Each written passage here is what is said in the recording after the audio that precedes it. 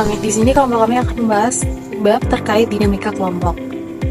Masalah utama dari kelompok-kelompok yang berada dalam organisasi adalah bagaimana membuat kelompok yang ada untuk menjadi kelompok yang efektif. Pada slide pertama, saya akan membahas mengenai kelompok yang efektif. Kelompok yang efektif menurut John R. Schermerhorn, Jr. 2002, kelompok yang efektif adalah an effective group is one that achieve high level of task performance, member satisfaction, and team viability.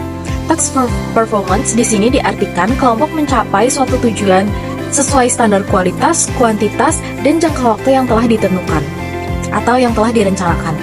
Member satisfaction mengacu kepada ketika anggota ikut ke dalam kelompok kerja mereka percaya keikutsertaannya dan pengalaman yang didapatkan sesuai dengan apa yang mereka butuhkan. Lalu ada team viability diartikan anggota kelompok merasa terpuaskan setelah melakukan pekerjaan bersama atau sedang melakukan pekerjaan tersebut dan keinginan untuk melanjutkan pekerjaan tersebut pada masa yang akan datang. Sebuah kelompok yang efektif diperlukan organisasi untuk menyelesaikan tugas yang penting. Lalu bagaimana sih caranya bikin kelompok yang efektif dalam sebuah organisasi? Menurut John R. Schermerhorn, Jr. 2002, ada 5 fondasi untuk membuat kelompok yang efektif. Yang pertama ada task, yaitu pembagian tugas. Pembagian tugas tergantung kepada permintaan tiap kelompok.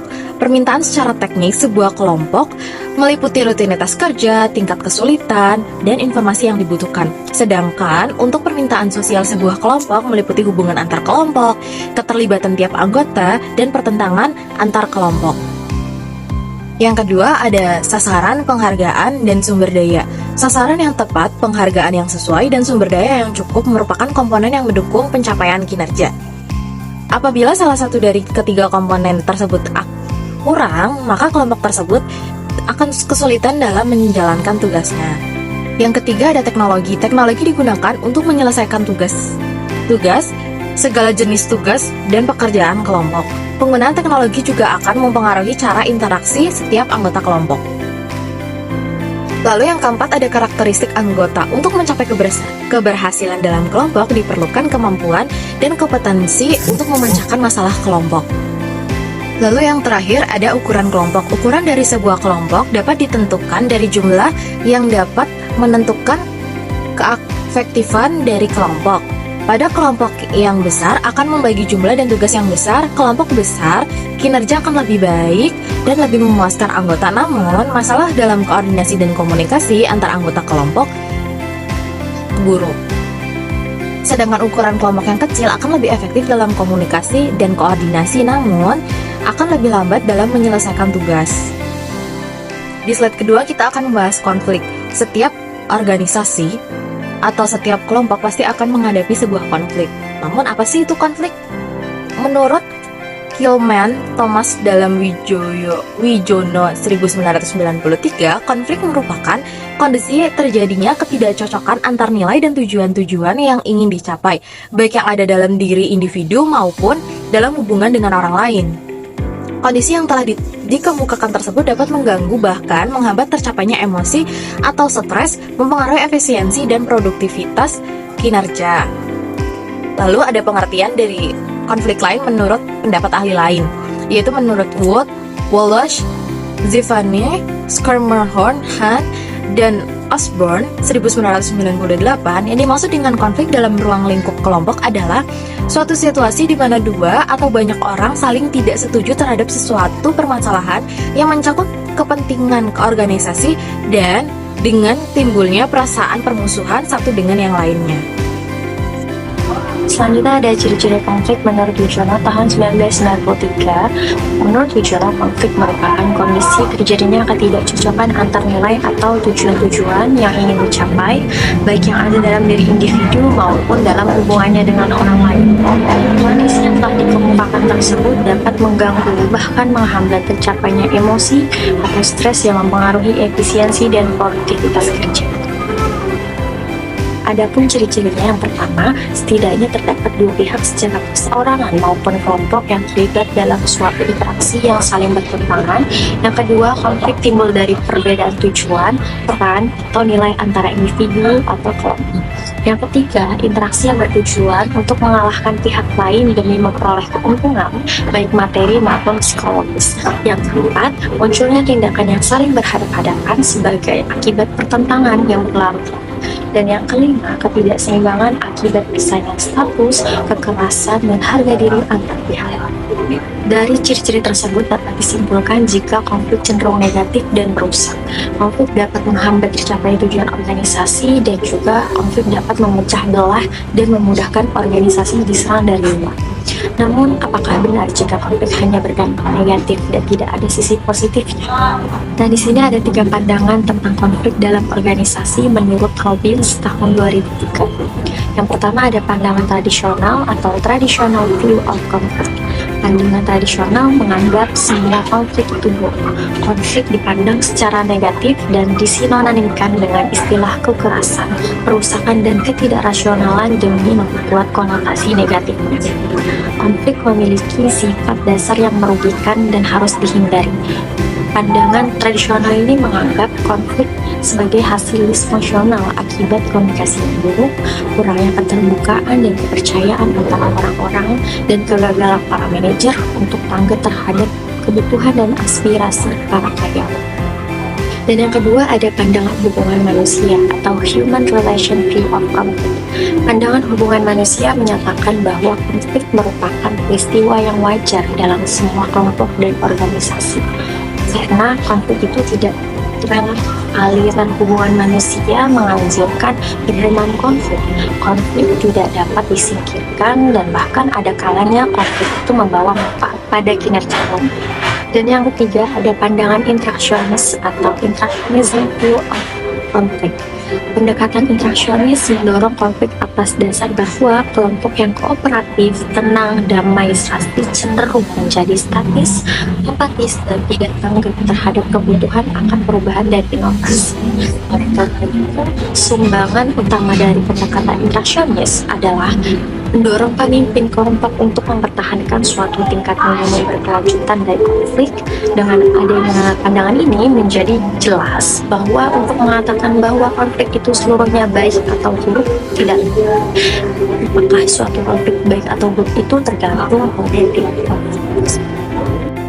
Selanjutnya saya akan membahas tentang jenis konflik. Yang pertama adalah konflik intrapersonal. Konflik batin dalam diri seseorang, dengan contoh seseorang merasa bimbang antara melanjutkan kuliah atau langsung bekerja. Ia mengalami konflik antara keinginan untuk mengembangkan diri dan kebutuhan finansial. Yang kedua, konflik interpersonal. Konflik antara dua orang atau lebih, dengan contoh dua rekan kerja berselisih paham karena perbedaan pendapat mengenai strategi pemasaran yang baru. Salah satu mereka idenya lebih baik dan yang lain merasa lebih sebaliknya. Yang ketiga, konflik antar individu dan kelompok. Konflik antara satu orang dengan sebuah kelompok, dengan contoh seseorang karyawan merasa kebijakan baru perusahaan merugikannya, sehingga ia memprotes kebijakan tersebut kepada tim manajemen. Yang keempat, konflik antar kelompok dalam organisasi yang sama. Konflik antara dua atau lebih kelompok dalam suatu organisasi. Dengan contoh departemen pemasaran dan departemen produksi berselisih karena target produksi yang terlalu tinggi dan tidak realistis menurut departemen pemasaran. Yang kelima, konflik antar organisasi. Konflik antara dua organisasi atau lebih, dengan contoh dua perusahaan bersaing merebutkan pasar yang sama, sehingga mereka menggunakan strategi pemasaran yang saling menjatuhkan. Selanjutnya, dampak konflik. Yang pertama, meningkatnya ketertiban dan kedisiplinan dalam menggunakan waktu bekerja, yaitu konflik dapat mendorong individu yang lebih menghargai waktu dan bekerja lebih efisien agar terhindar dari masalah serupa di masa depan. Yang kedua, meningkatnya hubungan kerjasama yang produktif. Konflik yang diselesaikan dengan baik dapat memperkuat ikatan dan meningkatkan komunikasi antar anggota tim.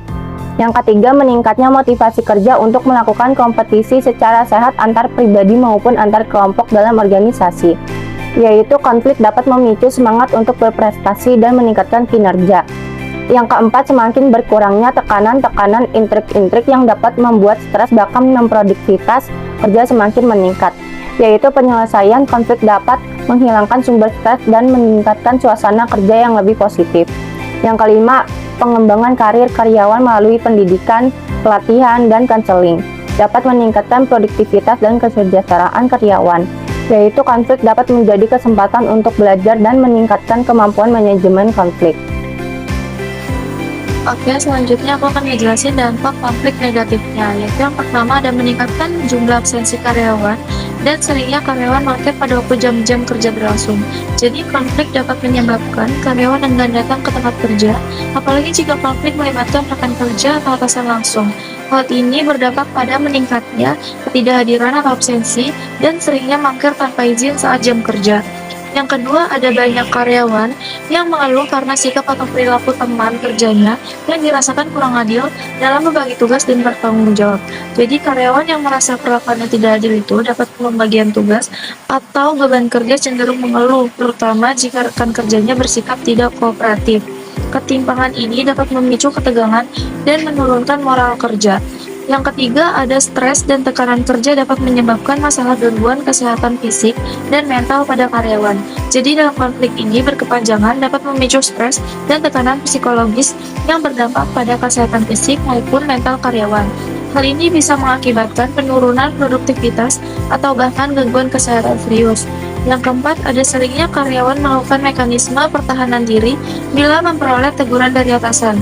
Dalam situasi ini, konflik ini karyawan sering mencoba melindungi diri dengan berbagai cara seperti menghindari tugas tertentu atau menutupi kesalahan agar tidak mendapat teguran dari atasan. Ini bisa menciptakan suasana kerja yang tidak jujur atau tidak terbuka. Yang terakhir, yang kelima itu ada tingkat perputaran karyawan yang tingginya tingkat turnover atau perputaran karyawan dapat menghambat kinerja dan stabilitas organisasi. Jadi dalam konflik ini tidak terselesaikan bisa membuat karyawan memilih resign atau pindah kerja. Tingginya tingkat keluar masuk pegawai atau labor turnover dapat merugikan organisasi karena membutuhkan waktu dan biaya untuk melatih pengganti serta mengganggu stabilitas tim. Oke, selanjutnya aku akan menjelaskan manajemen konfliknya, yaitu menurut Ross pada tahun 1993 bahwa manajemen konflik merupakan langkah-langkah yang diambil para pelaku atau pihak ketiga dalam rangka mengarahkan perselisihan ke arah suatu hasil.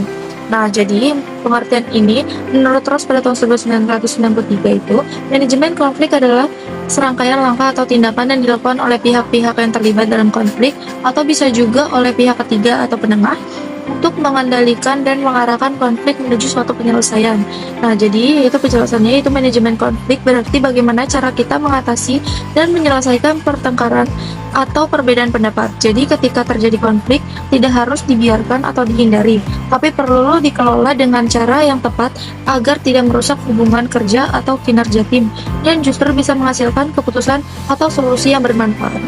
Nah, hari ini aku pengen membahas penting banget dalam dunia bisnis dan komunikasi, yaitu tentang negosiasi. Nah, yang akan aku bahas pada kali ini itu ada dua topik, yaitu tentang jenis-jenis perundingan dan teknik dalam negosiasi menurut Ivan Chevik. Yuk, kita langsung mulai. Nah, kali ini saya akan membahas tentang perundingan atau yang sering kita kenal yaitu negosiasi. Definisi dari negosiasi yaitu sebagai proses di mana dua pihak atau lebih bertukar barang atau jasa dan berupaya menyepakati nilai tukar barang atau jasa tersebut.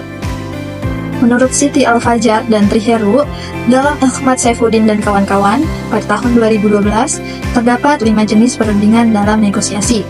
Nah, 2 diantaranya yaitu, yang pertama yaitu ada perundingan distributif. Ini adalah negosiasi model win-lose. Artinya, kalau satu pihak menang, pihak lain pasti kalah. Biasanya ini terjadi saat kita negosiasi soal pembagian sumber daya yang terbatas. Contohnya yaitu waktu kamu tawar-menawar di pasar. Kalau kamu dapat harga murah, penjual mungkin lebih sedikit, dan sebaliknya. Yang kedua, ada perundingan integratif. Kebalikannya, ini adalah tipe win-win. Nah, dua pihak saling kerjasama buat cari solusi yang sama-sama menguntungkan. Contohnya yaitu kayak dua perusahaan yang bikin proyek bareng. Nah, mereka cari cara dong biar dua-duanya tuh untung. Nah, sekarang kita masuk ke bagian taktik negosiasi menurut Ivan Chevik. Ada 4 taktik utama yang bisa digunakan saat negosiasi berlangsung. Yang pertama ada taktik orang jahat dengan orang jahat. Namanya memang agak lucu, tapi ini sebenarnya adalah taktik good guy dan bad guy. Dua orang berperan berbeda. Yang satu galak dan keras, dan yang satu lagi lembut dan pengertian. Tujuannya biar kamu lulu dengan si baik. Lalu, taktik yang kedua ada penambahan perundingan. Nah, taktik ini dilakukan dengan menambahkan item baru dalam negosiasi. Misalnya nih, kamu nego harga jasa desain, tapi klienmu keberatan nih. Nah, kamu bisa menambahkan bonus revisi unlimited biar tawaranmu kelihatan makin menarik. Lalu, taktik yang ketiga ada libatkan orang ketiga. Kalau negosiasi kamu mulai buntu atau panas, kamu bisa nih ajak pihak ketiga yang netral, misalnya kayak mediator atau konsultan. Nah, orang ini itu bisa membantu menjembatani kesepakatan dan meredakan konflik kalian. Nah, lalu taktik yang keempat adalah mengurangi perbedaan. Fokusnya adalah mencari persamaan dulu sebelum bahas perbedaan. Dengan begitu, kamu bisa bangun dasar kesepahaman yang bikin negosiasi kamu lebih lancar. Nah, itu tadi pembahasan tentang jenis perundingan dan taktik dalam negosiasi. Slide selanjutnya ada fokus meningkatkan efektivitas negosiasi. Slide ini menguraikan 4 area utama yang harus menjadi fokus untuk meningkatkan hasil negosiasi. Keempat fokus tersebut yaitu yang pertama, memperoleh kesimpulan dari hasil negosiasi. Poin ini menekankan pentingnya mencapai hasil yang jelas dan pasti dari proses negosiasi. Tujuan dari setiap negosiasi adalah untuk mencapai solusi atau keputusan yang saling disepakati.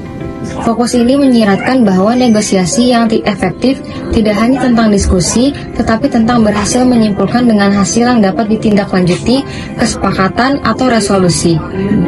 Poin kedua yaitu dipengaruhi oleh kekuatan yang seimbang. Poin ini menyoroti bahwa negosiasi yang lebih efektif sering terjadi ketika ada persepsi keseimbangan kekuatan antara pihak-pihak yang terlibat. Jika satu pihak memiliki kekuatan yang jauh lebih besar, negosiasi mungkin menjadi lebih seperti perintah daripada kolaborasi sejati. Dinamika kekuatan yang seimbang mendorong diskusi yang tulus, kompromi, dan pembagian manfaat yang lebih adil, mengarah pada kesepakatan yang lebih berkelanjutan. Poin selanjutnya yaitu memperlihatkan iklim yang membangun. Poin ini menekankan pentingnya menciptakan suasana yang positif dan produktif selama negosiasi. Iklim yang membangun berarti menjaga rasa hormat, komunikasi terbuka, dan kemauan untuk menemukan titik temu, bahkan ketika ada ketidaksepakatan. Ini tentang menciptakan lingkungan di mana kedua belah pihak merasa didengar dan dihargai, yang memfasilitasi pemecahan masalah dan mengurangi permusuhan. Poin selanjutnya ada prosedur yang fleksibel. Poin ini menunjukkan bahwa memiliki prosedur negosiasi yang adaptif dan tidak kaku dapat menghasilkan hasil yang lebih baik. Meskipun beberapa struktur diperlukan, terlalu kaku dapat menghambat kemajuan. Prosedur yang fleksibel memungkinkan kreativitas, eksplorasi berbagai pilihan, dan adaptasi terhadap informasi baru dan perubahan keadaan selama negosiasi. Ini dapat membantu mengatasi kebuntuan dan menemukan solusi inovatif yang mungkin tidak terlihat dengan pendekatan yang ketat dan telah ditentukan sebelumnya. Selanjutnya ada contoh studi kasus tentang proyek kelompok yang menyoroti masalah kontribusi yang tidak seimbang. Inti dari studi kasus ini yaitu sebuah kelompok mahasiswa yang terdiri dari 5 orang yaitu Ayu, Budi, Cici, Denny, dan Eni mendapat tugas membuat presentasi besar untuk mata kuliah manajemen. Mereka sepakat untuk membagi tugas mereka sebagai berikut. Ayu membuat pendahuluan, Budi dan Cici isi presentasi, Denny kesimpulan, Eni membuat slide presentasi. Namun, Budi dan Cici yang bertanggung jawab atas bagian terbesar presentasi hanya mengerjakan sebagian kecil tugas mereka. Akibatnya, Ayu, Dedi, dan Eni terpaksa mengerjakan sebagian besar tugas tambahan untuk menutupi kekurangan Budi dan Cici. Presentasi akhirnya selesai, tetapi kualitasnya kurang optimal karena kurangnya kontribusi dari Budi dan Cici. Poin pembelajaran kunci atau diskusi dari studi kasus ini yang tersirat yaitu studi kasus ini menggambarkan tentang umum dalam kerja kelompok dan dapat digunakan untuk membahas yaitu yang pertama kerja tim dan kolaborasi, di mana pentingnya setiap anggota memenuhi tanggung jawabnya. Yang kedua, ada akuntabilitas. Bagaimana kurangnya akuntabilitas dari beberapa anggota memengaruhi seluruh kelompok. Yang ketiga, ada keadilan dan kesetaraan, yaitu beban yang ditanggung oleh anggota yang rajin ketika yang lain tidak berkontribusi secara setara. Yang keempat, ada kontrol kualitas, yaitu bagaimana kontribusi yang tidak setara dapat menyebabkan produk akhir yang berkualitas lebih rendah. Selanjutnya ada penyelesaian konflik dan pemecahan masalah. Potensi strategi yang bisa digunakan kelompok untuk mengatasi kurangnya kontribusi, budi, dan cicil lebih awal. Yang terakhir ada kepemimpinan dan pendelegasian, yaitu bagaimana pembagian tugas awal mungkin dikelola, atau bagaimana kelompok bisa melakukan intervensi.